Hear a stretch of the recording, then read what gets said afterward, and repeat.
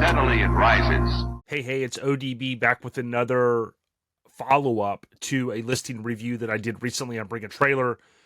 I would ask that if you get an opportunity, please go ahead and subscribe to the channel if you find this information helpful.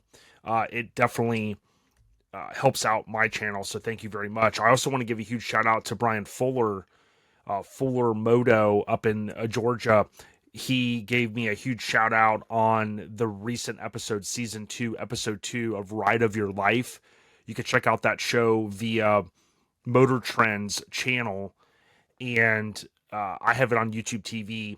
But the cool thing was they featured a 65 Lincoln Continental convertible on season 2, episode 2, which aired last night on November 5th, which was super cool. So I'm going to do a quicker video here. 61 Lincoln Continental convertible. Bottom line is this car was no reserve. So I believe they started kind of putting this designation here to make it more clear. For some reason, I don't recall always seeing that. Maybe it's just a color they've added. But basically on 10/28, which was just over a week ago, this car sold for $62,000. Was it a good buy?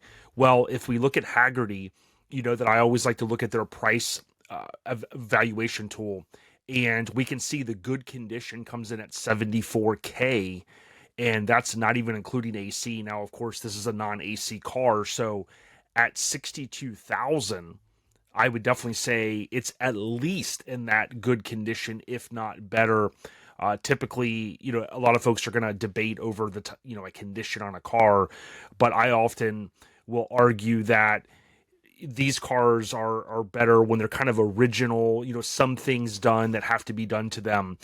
The big thing was, if we scroll down here on the 28th and we just look at the activity from that particular day, the bidding was at 32,000, so it almost doubled in the last day. And that's typically what you're going to see from auctions as people get excited. You know, they're waiting for those, you know, that day 7 or whatever that designation is, so that they can, you know, kind of get their bid in. That's when things kind of get serious. There was some good chatter in here. A couple of people just going back and forth about, you know, the generator versus the alternator, you know, what was done on the car. The owner was active, you know, he reinforced the electronics were, quote, good on the car, and that for the most part, I believe everything worked, which is key.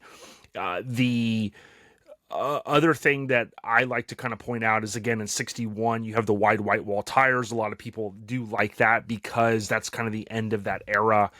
Lincoln seemed to kind of hold on to the wider whites for a little bit longer than some of the other OEMs. And some of the old school guys out there and ladies, you know, you'll remember that. Also, a key thing to reinforce is like how nice this car was. Like the trunk was done. There were some photos underneath the car, so we could kind of gauge that for the most part, from what we could tell, is it was not rusted out. So in my opinion, although 62,000 is a solid amount of money, nobody's going to argue on that. I certainly do believe that someone got a very good deal on this car. I'd love to hear what you think in the comments. Do you think that price point was fair? Do you think that prices have kind of gotten out of hand, or what is your opinion? The reason why I ask that is, over the past several years with some of these prices, I continue to have people reach out and comment via social media, and they say things like, oh, you know, the prices are out of hand, and, you know, it was really overvalued. And we've continued to see the prices be stable, and if not increase a little bit. I mean, to me, many years ago, you could have picked up a convertible in more original condition for a really good fair price. And, you know, things have really solidified, in my opinion, and it's because of the fact that I've reinforced, you know, the production numbers are pretty low on these cars, especially the convertibles, especially in 61, which, believe it or not, is a lot of people's favorite year. It has that Thunderbird appearance because it has the lineage that goes back to the T-Bird. So again, let me know what you think. Thank you so much for all the support. I really appreciate it. If you want to buy stickers, you can go to LincolnAddict.com. You can also become a member here or give a thanks or super thanks. I appreciate all the support. Stay on the rise, everyone. ODB, the Lincoln Addict. Hit you on the next video.